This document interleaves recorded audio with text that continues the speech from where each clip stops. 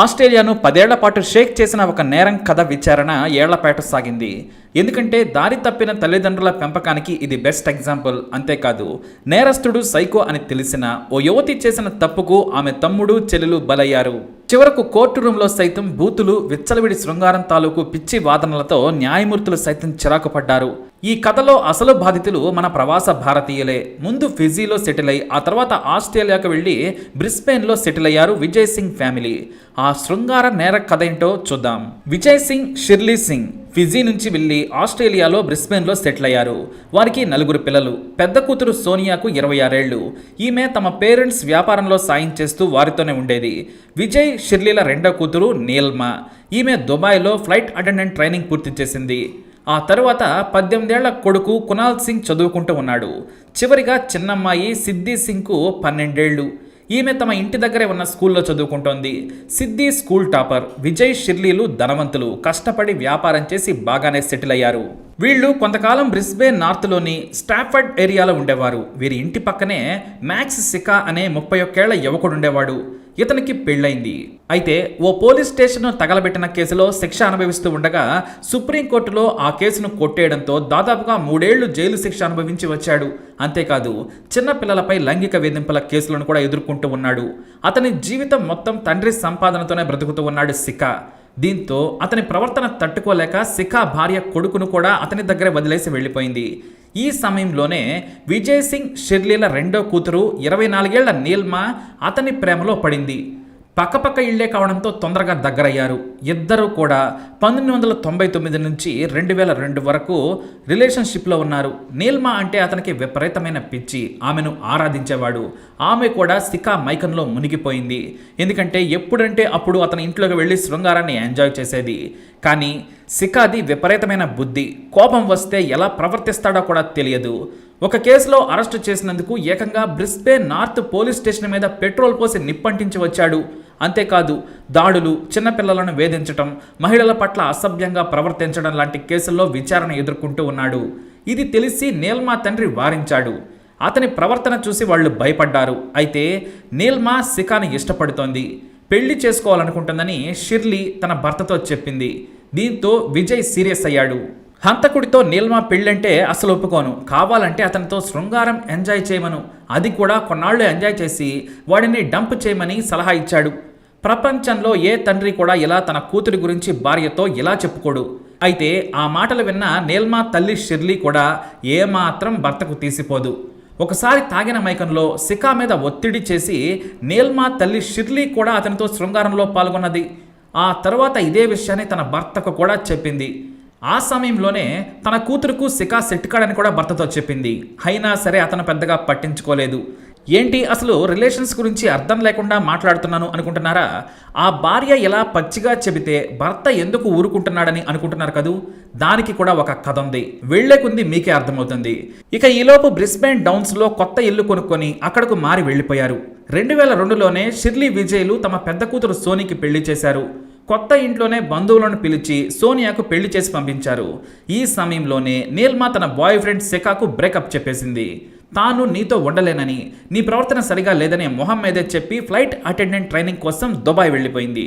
ఆ తర్వాత ఆ కోర్సు పూర్తి చేసుకుని మళ్ళీ ఆస్ట్రేలియా వచ్చింది నీల్మా. మంచి ఉద్యోగం వెతుక్కునే పనిలో పడింది.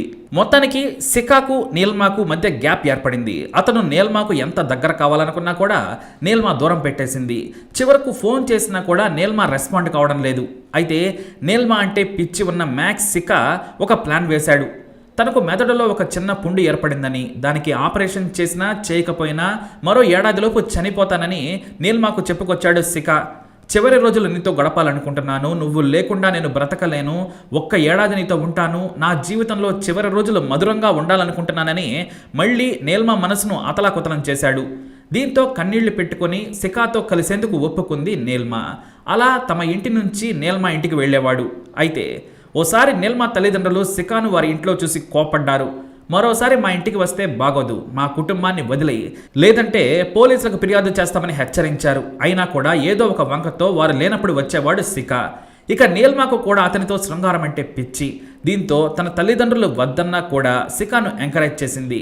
ఒక రోజున శిఖ ఏకంగా నీల్మాను నగ్నంగా బెడ్కు బెల్ట్తో కట్టేసి శృంగారం కోసం సిద్ధమై 10 ఫోటోలను షిర్లీకి, విజయ్కు మెయిల్లో పంపాడు శిఖ.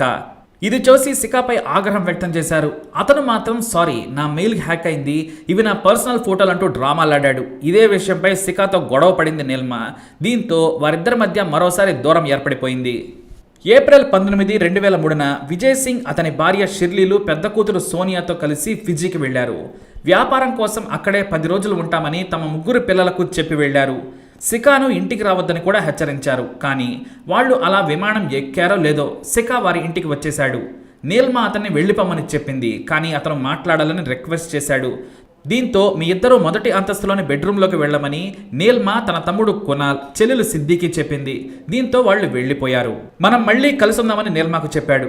లేదు, నువ్వు చావు బ్రతుకుల్లో ఉన్నావు, నేను నీతో కలవలేనని నీల్మా చెప్పింది.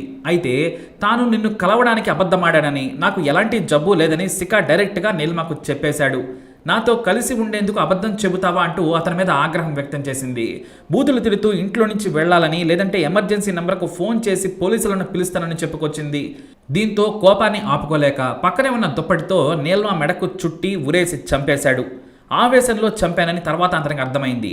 తప్పు తెలుసుకున్నాడు. కానీ నీల్మాను తానే చంపానని కునాల్, సిద్ది పోలీసులకు చెబుతారని శిఖ భయపడ్డాడు. వారిని కూడా చంపేస్తే ఎలాంటి సాక్ష్యం ఉండదని ఆలోచన చేశాడు శిఖ. ఆ తర్వాత నీల్మాను బెడ్రూమ్లోనే ఉంచి డోర్ వేసి పైన గదిలో ఉన్న కునాల్, సిద్ది దగ్గరకు ఏమీ జరగనట్లే నవ్వుతూ వెళ్ళాడు. ఏం జరగనట్లే వారితో మాట్లాడాడు. నీల్మా పడుకుందని వారికి చెప్పాడు.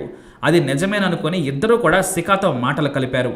కాసేపటి తర్వాత కిందకు వెళ్ళి గ్యారేజ్లోని గార్డెన్ ఫోర్కుని తీసుకొచ్చి బెడ్పై కూర్చొని ఉన్న కునాల్ తల మీద గట్టిగా బాదాడు. ఆ తర్వాత కేకలు పెట్టి పారిపోవడానికి సిద్ది ప్రయత్నించడంతో ఆమెను వెంటాడి అదే ఐరన్ ఫోర్క్తో బలంగా బాది చంపాడు. ఆ తర్వాత కొన ఊపిరితో కొట్టుకుంటున్న కునాల్ను బెడ్రూమ్కి ఆనుకొని ఉన్న స్పా టబ్లో పడేశాడు. హాట్ వాటర్ ట్యాప్ను ఆన్ చేసి సిద్ది బాడీని కూడా అందులో వేసి ఇంట్లో ఉన్న బ్లీచ్ను మొత్తం గదిలో చల్లి వెళ్ళిపోయాడు. సరిగ్గా హత్య చేసిన 36 గంటల తర్వాత ఏమీ తెలియనట్టే శిఖ తన కొడుకు, తన అన్న కూతురుతో కలిసి కారులో నీల్మా ఇంటికి వచ్చాడు. రూమంతా కూడా కలిగి తిరిగాడు. పై అంతస్తు నుంచి టబ్లో నుంచి వాటర్ కింద వరకు వచ్చేసింది. ట్యాంకు ఖాళీ అయ్యే వరకు నీరు ఇల్లంతా పాకింది. నీల్మా బాడీని చూశాడు. ఆ తర్వాత పిల్లలను సాక్ష్యంగా ఉంచేందుకు చుట్టుపక్కల వారు తనను గమనించేలా గట్టిగా మాట్లాడుతూ ఎమర్జెన్సీ నంబర్కు కాల్ చేశాడు.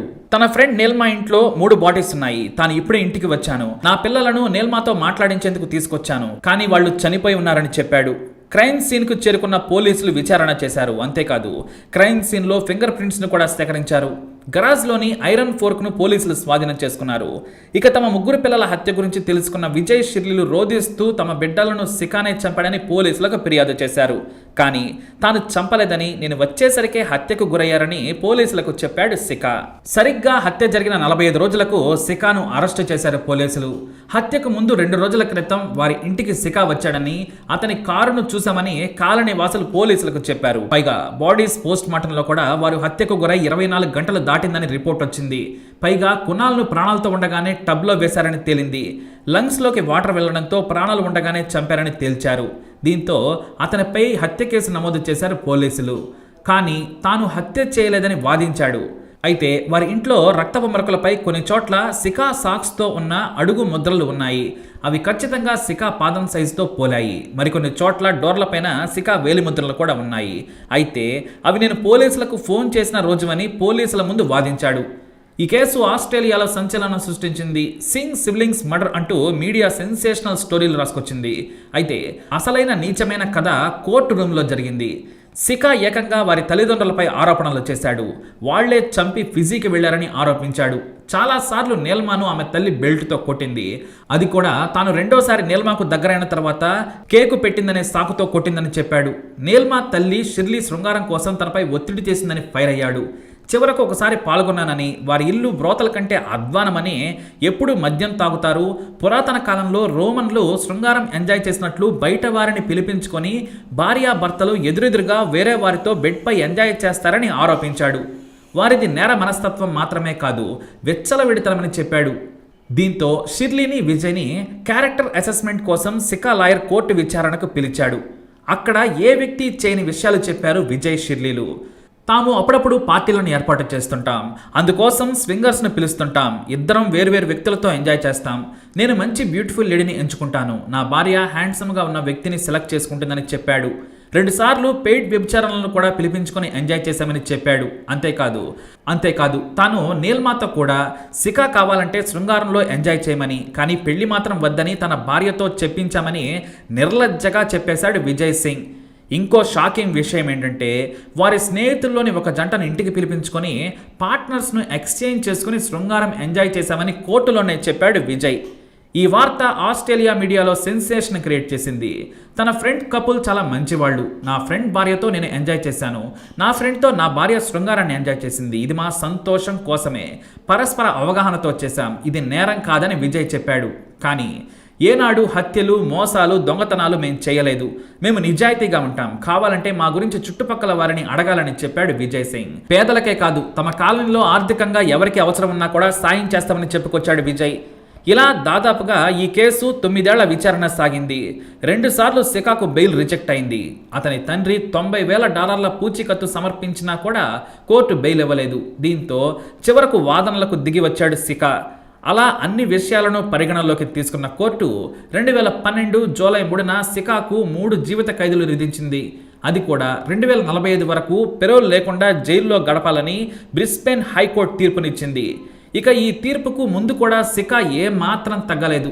నువ్వేమైనా చెప్పాలనుకుంటున్నావా అంటే క్వీన్స్లాండ్ పోలీసులు, జ్యుడిషియరీలో ఉన్న వారంతా కూడా అవినీతి పరులు, డబ్బుకు అమ్ముడిపోయారు, I'm sorry to say this, నేను నేరం చేయలేదు, నేను వారిని చంపలేదు, దట్స్ ఆల్ అన్నాడు. కానీ నువ్వే చంపావు, 3 జీవిత ఖైదులు అనుభవించమని కోర్టు తుది తీర్పునిచ్చింది. అయితే చివర్లో సికా చేసిన హత్యల కంటే కూడా నీల్మా తల్లిదండ్రుల మాటలు, ప్రవర్తన జనాలకు చిరాకు పుట్టించాయి.